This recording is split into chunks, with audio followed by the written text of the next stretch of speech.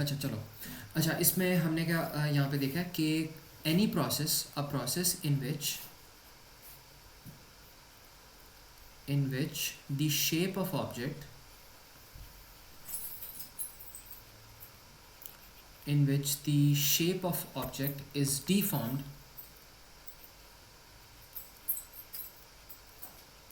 या the shape of object is changed कह लो आप, is known as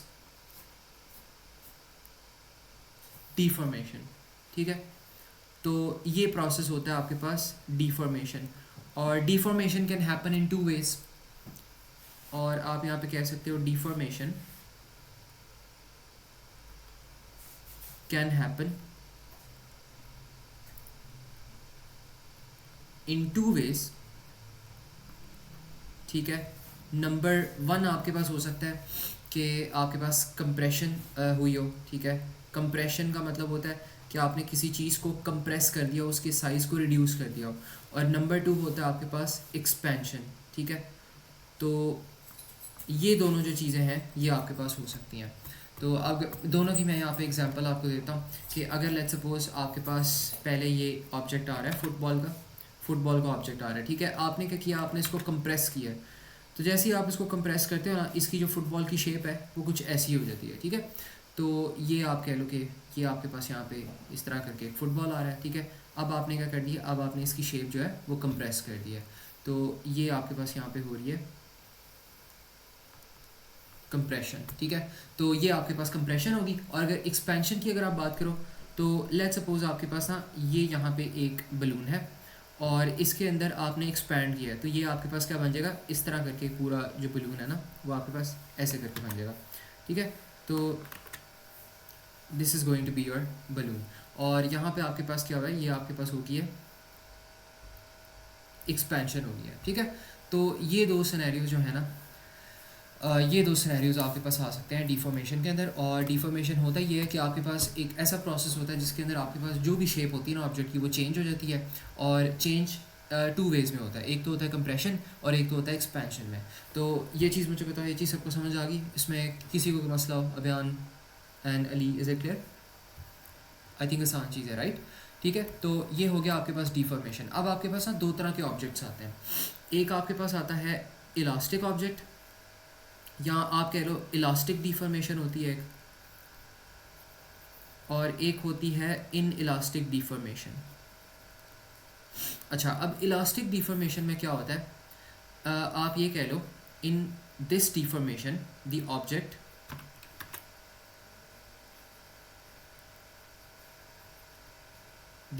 returns to its original position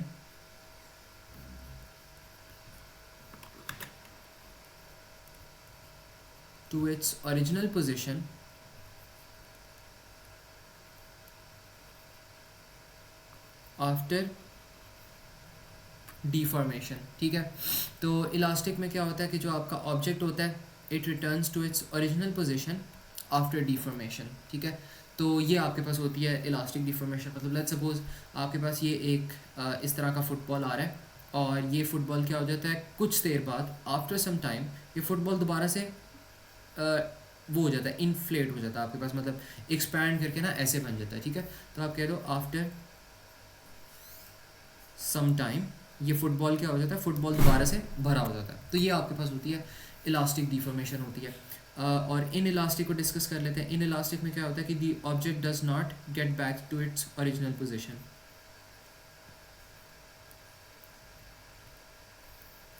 तो यहाँ पर आप लिख लो, अच्छा एक मिनट वेट करो sir.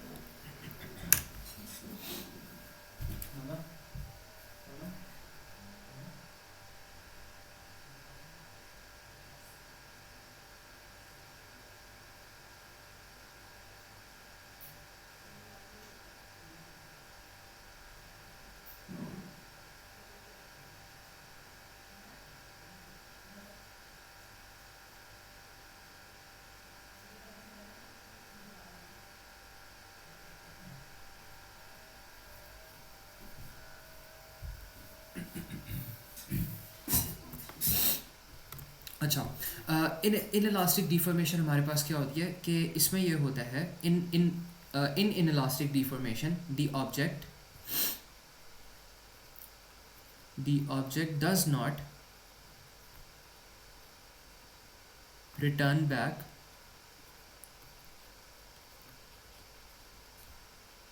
To its original position, ठीक है। और आप कह दो इट इज़ परमानेंटली डिफॉर्म्ड,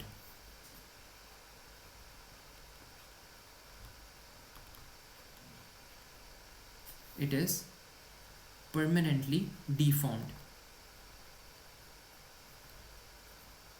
ठीक है। तो ये आपके पास होती है आप कह लो कि इन इलास्टिक डिफॉर्मेशन होती है। मतलब लेट्स सपोज आपके पास यही एक ऑब्जेक्ट आ रहा है, अब इसको कह लो ये अब आपका ना इन इलास्टिक ऑब्जेक्ट बन गया। तो अगर ये इन इलास्टिक ऑब्जेक्ट है, वैसे ये जो होता है ना आपके पास बलून टाइप चीज़ें होंगी या इस तरह की होगी, ये इलास्टिक की होती है। आपके पास इन इलास्टिक डिफॉर्मेशन ये हो सकता है आपके पास अगर ब्रिक हो कोई या सॉलिड मेटल वाली कोई चीज़ हो, अगर उसको आप ब्रेक कर दोगे तो इट वुड स्टे ब्रोकन, ठीक है, वो कभी वापस नहीं आने वाली आपके पास। तो मतलब लेट्स सपोज आपके पास ना एक मेटल है और मेटल को ना आपने ऐसे कर दिया, ठीक है, ये आपके पास एक मेटल का पीस है। तो आफ्टर सम टाइम ये जो मेटल का पीस है ये ऐसे ही रहेगा, ठीक है। आपने इसको हैमर करके आपने इसको इस तरह कर दिया, लेकिन after some time it would remain same. तो आफ्टर सम टाइम वो आपके पास यहाँ पे इसी तरह ही रहेगा, ठीक है। तो ये होता है आपके पास इन इलास्टिक डिफॉर्मेशन, ठीक है। दोनों तरह की हमने डिफॉर्मेशन पढ़ लिया। इसमें किसी को अभी तक कोई मसला हो तो मुझसे पूछ लो, ठीक है। फिर हमने यहाँ पे एक और चीज़ पे जाते हैं। यहाँ तक समझ आ गया ना सबको? अपियान एंड अली, क्लियर है सब कुछ? ठीक है। अच्छा, इसके बाद ना हमारे पास आता है हुक्स लॉ आता है। अब हुक्स लॉ क्या कहता है? एक साइंटिस्ट था हुक्स के नाम से, और उसने कहा था according to Hooke's law, according to Hooke's law,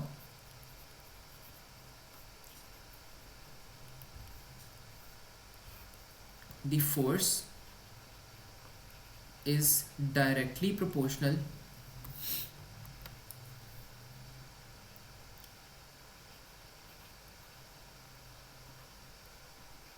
force is directly proportional to the extension,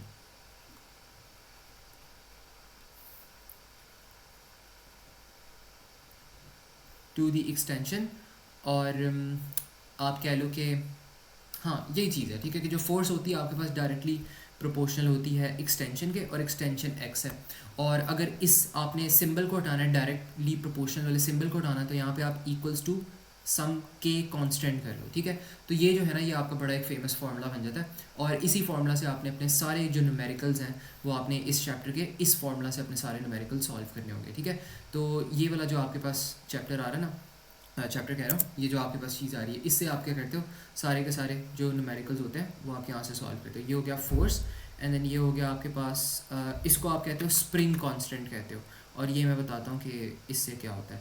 तो ये हो गया आपके पास स्प्रिंग कांस्टेंट, और यहाँ पर आपके पास होगी एक्सटेंशन, ठीक है, और ये चीज़ होती है, ठीक है। तो अब इसका ना यहाँ पे हम ग्राफ देख लेते हैं। अब जो जितनी भी चीज़ें जो भी चीज़ें आपके पास डायरेक्टली प्रोपोर्शन होती है ना, उनका ग्राफ हमेशा स्ट्रेट लाइन ग्राफ बनता है, और उनका जो ग्रेडियंट होता है वो हमेशा कांस्टेंट बनता है। मतलब लेट्स सपोज आपके पास ऐसा करके ना एक यहाँ पे एक ग्राफ है, ठीक है, this is the graph you have. यहाँ पे आपके पास आ रहा है फोर्स आ रहा है न्यूटन्स में, एंड देन यहाँ पे आपके पास एक्स आ रहा है सेंटीमीटर्स में। तो यहाँ पर आपके पास क्या हो रहा है, यहाँ पे आपका जो ग्राफ है वो कैसे बनेगा, स्ट्रेट लाइन ग्राफ बनेगा, ठीक है। तो ऐसा आपके पास यहाँ पे ग्राफ बनेगा, और इसका जो ग्रेडियंट होता है, इसका ग्रेडियंट आपको क्या देगा, स्प्रिंग कांस्टेंट। तो आप यहाँ पे कहोगे gradient gives the value of spring constant, ठीक है। और जो स्प्रिंग कांस्टेंट होता है ना वो क्या रिप्रेजेंट करती है, वो रिप्रेजेंट करती है the stiffness of the graph, ठीक है। तो यहाँ पे मैंने खैर एक और बच्चे को भी पढ़ाया था यहाँ पे सेम चीज़, तो मैं वहीं से ना आपको कॉपी पेस्ट करके जल्दी से बताता हूँ। अच्छा यहाँ पे कहीं होगा, हाँ यहाँ पे था कि ये जो है ना आपके पास,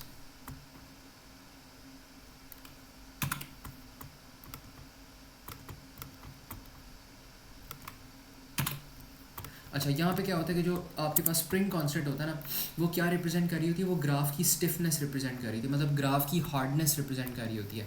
अगर आपका स्प्रिंग जो होता है वो स्टिफनेस ऑफ अ ग्राफ मैंने लिखा हुआ है यहाँ पे, होगा स्टिफनेस ऑफ अ स्प्रिंग होगा, ठीक है, यहाँ पे स्प्रिंग होगा।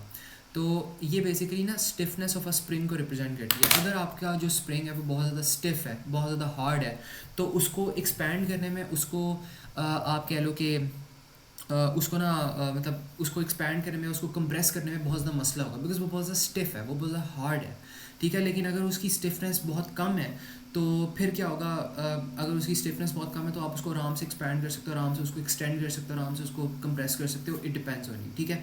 अब मैंने आपको से बात की है कि जो ग्रेडियंट आपके पास है ना यहाँ पे एफ अगेंस्ट एक्सटेंशन वाले ग्राफ का, ये आपको वैल्यू देता है स्प्रिंग कांस्टेंट की। और अक्सर एग्जामिनर आपके साथ चालाकी पता क्या करेगा कि वो वाई एक्सिस में फोर्स की जगह वो एक्सटेंशन दे देगा, और एक्सटेंशन की जगह यहाँ पे वो फोर्स दे देगा, लेकिन तब भी आपके पास ग्रेडियंट स्प्रिंग कांस्टेंट की वैल्यू भी देगा, और मतलब कोई चीज़ खास चेंज नहीं होती, ठीक है। तो ये चीज़ हो गया। अब यहाँ पे वो क्या कह रहे हैं कि यहाँ पर ना आपके पास ये वाला ग्राफ आ रहा है। अब इसके अंदर आपके पास दो तरह के ग्राफ्स आ रहे हैं। अब अगर यहाँ पे आप देखो तो आपके पास ग्रेडियंट की वैल्यू ज़्यादा है, बिकॉज ये ज़्यादा स्टीप ग्राफ है, तो इसके अंदर स्प्रिंग कांस्टेंट की भी वैल्यू ज़्यादा होगी। अगर स्प्रिंग कांस्टेंट की वैल्यू ज़्यादा है तो इसका मतलब ये ग्राफ ज़्यादा स्टिफ है।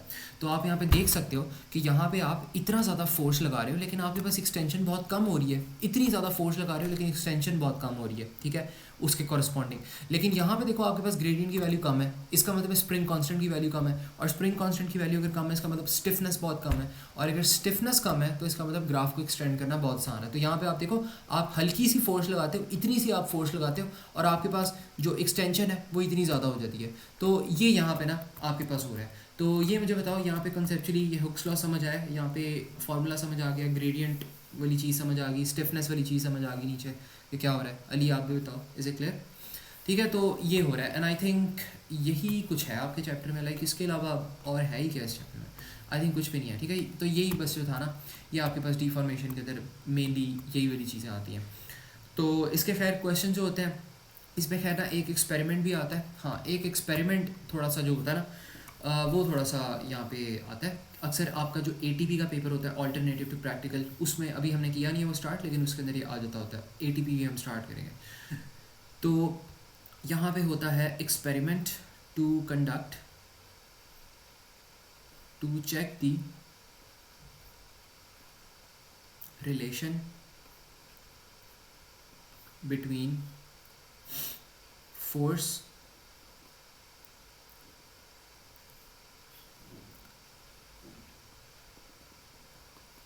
एंड एक्सटेंशन, ठीक है। तो ये हमारे पास आ रहा है एक experiment to check the relation between force and extension, ठीक है। अब इसमें हमने क्या करना है, हमारे पास कुछ एपरेटस होगा, और एपरेटस का मतलब है कि आपके पास पूरा एक एक्सपेरिमेंट होगा, स्प्रिंग होगा, रूलर होगा, जिससे आपने एक्सटेंशन भी मेजर करनी है, सब कुछ मेजर करना है, ठीक है। अब इस एक्सपेरिमेंट को ना आपने थोड़ा सा गौर से पकड़ना है, मेरे पास गौर से समझना, ठीक है। मेरे पास डायग्राम एक ऑलरेडी है। अच्छा, एक और भी चीज़ है, लिमिट ऑफ प्रोपोर्शनैलिटी, ये मैं बाद में दिखाता हूँ कि क्या होता है, ठीक है। पहले हम ना यहाँ पे देखते हैं एक एक्सपेरिमेंट यहाँ पर। I think this should work. यही हम ले लेते हैं यहाँ पे।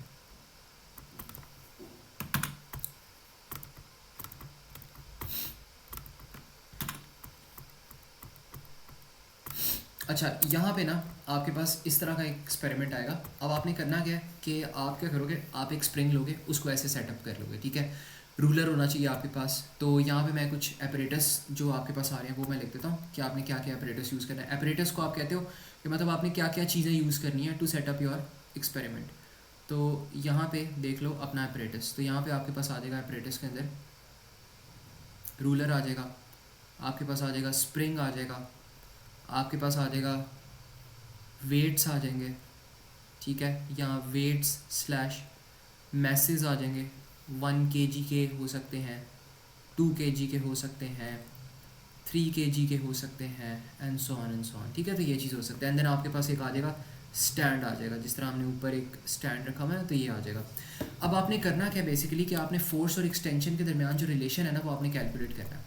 तो आप पता है क्या करोगे, आप यहाँ पे ना एक वो बना लो, क्या कहते हैं, आप एक ग्राफ बना लो यहाँ पे। ये मैं ना आपको बस समझाने के लिए कर रहा हूँ, लेकिन इसको हो सकता है आप थ्योरेटिकली आप इसको ना बताओगे कि आप ये सब कर रहे हो। तो यहाँ पे आपके पास ऐसे करके ये चीज़ आ रही है, एंड देन यहाँ पर आपके पास यहाँ पे दो चीज़ें आ रही हैं, और यहाँ पे आपके पास ऊपर आ रहा है वैल्यू, आप कह लो कि एक्सटेंशन की वैल्यू आ रही है, या फोर्स कह लो, फोर्स कह लो यहाँ पे न्यूटन, वेट 3 kg के वेट कर लो या 1 न्यूटन के कर लो, एक बात है, मैं 1 न्यूटन के ले रहा हूँ यहाँ पे, और यहाँ पे आप कर लो एक्सटेंशन कितनी आ रही है, ठीक है।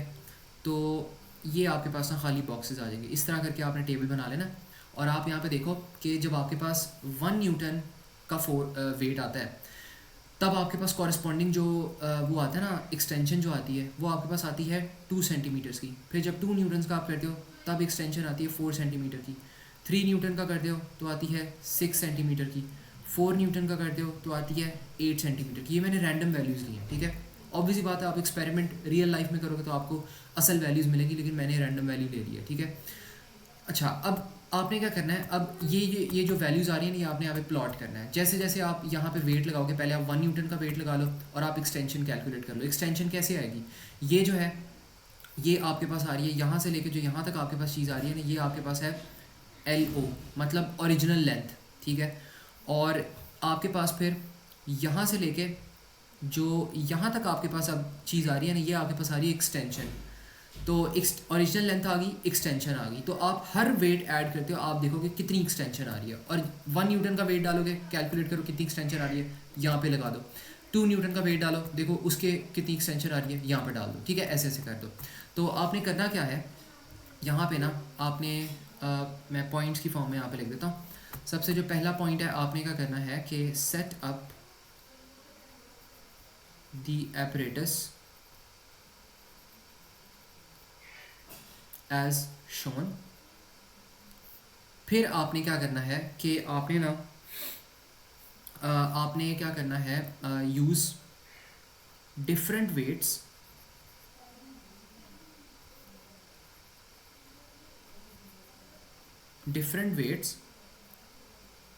And measure the corresponding extension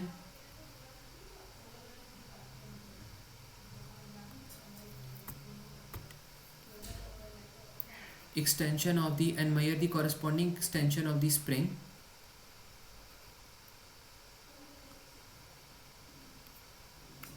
measure the corresponding extension of the spring respectively, ठीक है। या respectively after adding it to spring, ठीक है। तो ये चीज़ कर ली। फिर आप कह सकते हो कि प्लॉट, या आप कह लो plot the plug the values of, plug and note the weights and their extension and the extension it produces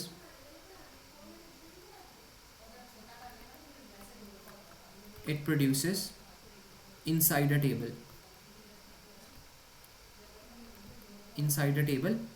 फिर आप क्या कह सकते हो, आप कहो कि then plot the points on a graph, और फिर आप कह दो, अच्छा अब वो कह रहा है प्लॉट करो पॉइंट्स ग्राफ के ऊपर, तो हम ना ग्राफ के ऊपर साथ साथ मैं प्लॉट करके भी आपको दिखाता हूँ। मैं यहाँ पे क्या करता हूँ कि मैं यहाँ पे एक ग्राफ ले लेता हूँ ऐसा करके, ठीक है। दिस इज़ माय ग्राफ, और इसके ऊपर ना मैंने अब क्या करनी है, अपनी प्लॉटिंग करनी है। तो यहाँ पे मेरे पास आ रहा है लेट्स सपोज 2 सेंटीमीटर, यहाँ पे 4 सेंटीमीटर, यहाँ पे 6 सेंटीमीटर, यहाँ पे आ रहा है 8 सेंटीमीटर, ठीक है। अब इसके ऊपर मेरे पास यहाँ पे जो वेट्स आ रहे हैं वो मैं देख लेता हूँ, 1 न्यूटन, 2 न्यूटन वगैरह, 1 न्यूटन, 2 न्यूटन, 3 न्यूटन, 4 न्यूटन। तो वेट्स प्लॉट कर लो यहाँ पे। पहला 1 न्यूटन के साथ कितनी सेंटीमीटर आ रही थी, इतनी। 2 न्यूटन के साथ कितनी सेंटीमीटर आ रही थी, 4। 3 न्यूटन पे कितनी एक्सटेंशन आ रही थी, ये। 4 न्यूटन पे कितनी एक्सटेंशन आ रही थी, 4। तो ये प्लॉट कर लिया, एंड देन इसके ऊपर आपने क्या करना है, आपने एक जो स्ट्रेट लाइन आ रही है ना, वो आपने यहाँ पे प्लग इन कर लेनी है। तो जैसे ही आप यहाँ पे एक स्ट्रेट लाइन प्लग इन करोगे तो आपके पास इस तरह का, अच्छा इसमें ना पता क्या हो रहा है, अब जब आपके पास जीरो एक्सटेंशन होगी ना, तो आपके पास ऐसे करके ग्राफ आएगा इस तरफ को। तो खैर वैसे ना ये प्रॉब्ली मेरे ग्राफ में मसला होगा, मैंने प्रॉब्ली जो यहाँ पे ये है ना ये सही तरह मेजर नहीं की, लेकिन एक स्ट्रेट लाइन आनी चाहिए from the origin.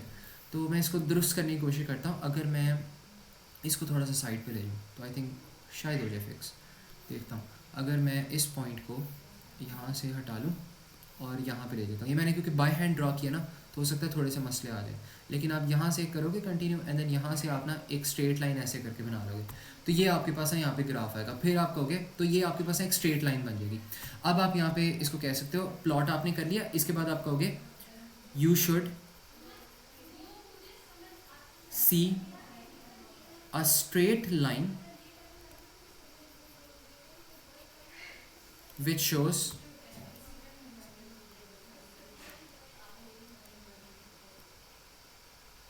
which shows that force is directly proportional to extension। ठीक है, तो ये आपने क्या कर लिया, आपने एक रिलेशन बना लिया और ये आपने एक्सपेरिमेंट करना है और ये एक्सपेरिमेंट एटीवी के अंदर बहुत ज़्यादा टेस्ट होता है। तो ये मुझे बताओ अली एंड अभियान, ये चीज़ समझ आइए कि हमने यहाँ पे किया क्या है। हमने डिफरेंट वेट्स लिए, डिफरेंट वेट्स स्प्रिंग पे ऐड किए, उनके कॉरस्पॉन्डिंग हमने एक्सटेंशन फाइंड किया, अंदर हमने एक ग्राफ प्लॉट कर दिया फोर्स अगेंस्ट एक्सटेंशन का, और जो भी हमारे पास ग्राफ है उसके अंदर स्ट्रेट लाइन आ रही है और वो स्ट्रेट लाइन शो करती है कि हमारे पास डायरेक्ट रिलेशन आ रहा है। ठीक है, तो ये जो है ना ये हमारे पास बस यहाँ पे ये एक्सपेरिमेंट था और तो इसमें कुछ भी नहीं है। ठीक है, तो ये चीज़ होगी। अब ये बल्कि अभी एक और चीज़ रह गई यहाँ पे, एक लास्ट चीज़ रह गई है, वो आपके पास है लिमिट ऑफ प्रोपोर्शनैलिटी। ठीक है, तो इसको हम देख लेते हैं। लिमिट ऑफ प्रोपोर्शनैलिटी क्या होती है कि ये बेसिकली ना आपके पास एक ऐसी लिमिट होती है और इस लिमिट के अगेंस्ट ना या इस लिमिट के आगे आप अपने ऑब्जेक्ट को सही तरीके से इलास्टिकली डिफॉर्म नहीं कर सकते, वो फिर परमानेंट डिफॉर्मेशन आ जाती है। एक लिमिट होती है अपने ऑब्जेक्ट को एक्सटेंड करने की, उसके बाद आपका ऑब्जेक्ट ही ख़राब हो जाएगा या टूट जाएगा। तो आप यहाँ पे कह सकते हो कि limit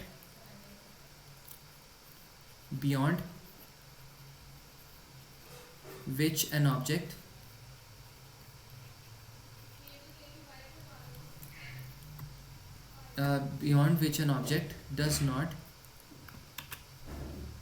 beyond which an object does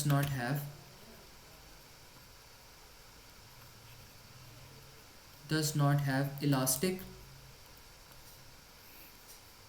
deformation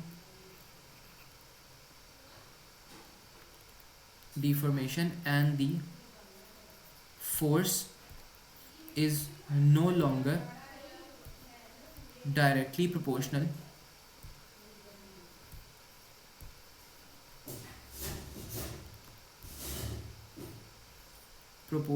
to, आप कह लो force is no longer directly proportional to length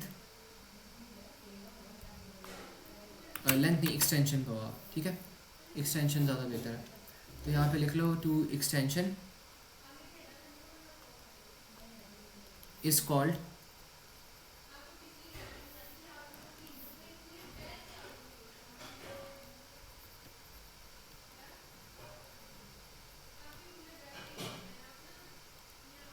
limit of proportionality. ठीक है, तो ये चीज़ होती है। और इसका अगर ग्राफ यहाँ पे आप बनाना चाहो तो मैं इसी ग्राफ को यहाँ पे पकड़ता हूँ और मैं ना इसी को यहाँ पे थोड़ा सा ड्रॉ करने की कोशिश करता हूँ। तो ये जो है ना ये आपके पास यहाँ पे आएगा ग्राफ इसका, और ये हो जाएगा F/n हो जाएगा। एंड देन यहाँ पे आप इसको, अब पता क्या होता है, अब यहाँ पे आपके पास यहाँ तक सही चल रहा है ग्राफ, लेकिन एकदम से ये ग्राफ क्या कर जाएगा, ये ग्राफ ऐसे बेंड कर जाएगा। अब जैसे ही ग्राफ बेंड कर जाएगा आपने अंदाज़ा लगा लेना कि यहाँ पे लिमिट ऑफ प्रोपोर्शनैलिटी रीच हो गई है। और जो लिमिट ऑफ प्रोपोर्शनैलिटी वाला पॉइंट है ना वो हमेशा बेंड होने से पहले आएगा। स्ट्रेट सेक्शन के अंदर हमेशा लिमिट ऑफ प्रोपोर्शनैलिटी का पॉइंट आता है, बेंड होने से पहले आता है। और ये जो ऑब्जेक्ट है ना आपका, ये आपका दो हिस्सों में बेंड हो सकता है, ये खाली नीचे को नहीं बेंड होता, ये ऊपर को भी बेंड हो सकता है। ठीक है, तो like you can bend it above as well. तो इसको हम देखते हैं कि अगर इसको हमने ऊपर को बेंड करना हो तो हम इसको कैसे करेंगे। ओह, ये सही तरह कॉपी नहीं हो रहा, हो गया। ठीक है, तो यहाँ पे आपके पास हो सकता है ये अब ऊपर को भी इस तरह करके जा रहा हो। ठीक है, तो ऐसे भी हो सकता है। तो लाइक डिपेंड करता है ये आपके पास जो ग्राफ है ये कैसे को आ रहा है, लेकिन नॉर्मली ऐसे ही होता है। ठीक है, तो ये आपके पास लिमिट ऑफ प्रोपोर्शनैलिटी है। अक्सर 1 नंबर का MCQ आता है, उसमें वो कहते हैं कि बताओ कि भाई इसके अंदर ना आपके पास क्वेश्चंस कैसे सॉल्व होंगे। ठीक है, तो ये जो है ना, this is how it's basically working. अब मैं क्या कर रहा हूँ, आप लोगों को एक होमवर्क दे रहा हूँ और ये क्वेश्चंस आप लोगों ने करके आने होंगे, ठीक है। तो इसको कर लेना, बाकी हम कल भी एक पास पेपर सेशन इसके ऊपर लगाएंगे, बट ये मैं चाहता हूँ कि आप लोग कॉन्सेप्ट्स खाली समझो और कॉन्सेप्ट की बेसिस पे ना आप लोग इसका जवाब मुझे देना, बताना कि क्या आंसर आता है, ठीक है। ये हो गया।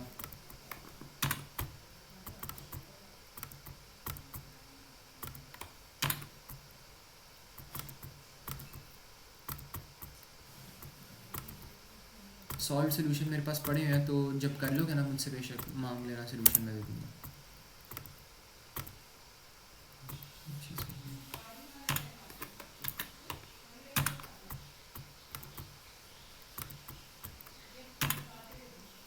अच्छा, ये चीज़ होगी।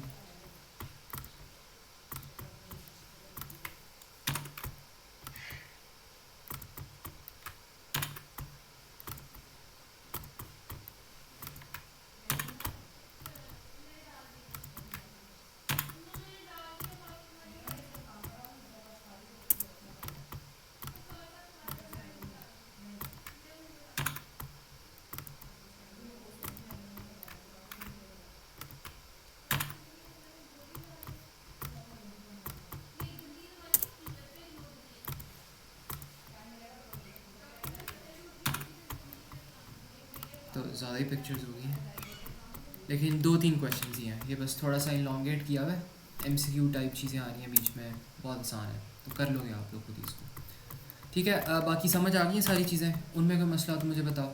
अबियान एंड अली, सारी चीज़ें समझ आ गई हैं, कोई मसला हो तो बताओ, ठीक है। चलो सही है, आप लोगों ने अगर जाना है तो you guys are now free to go. मैं PDF जो है ना ये आपको भेज दूंगा, बस आप लोगों ने मुझे कल की क्लास से पहले, जो कि पास पेपर्स पे मैं करूँगा उससे पहले आपने ना मुझे ये वाला सवाल भेजने होंगे, इनका सोल्यूशन, ठीक है, सब ने भेजना है। सही है, चलो ठीक है फिर। अब अगर जाना है आप लोगों ने तो you guys are free to go. अल्लाह हाफिज़।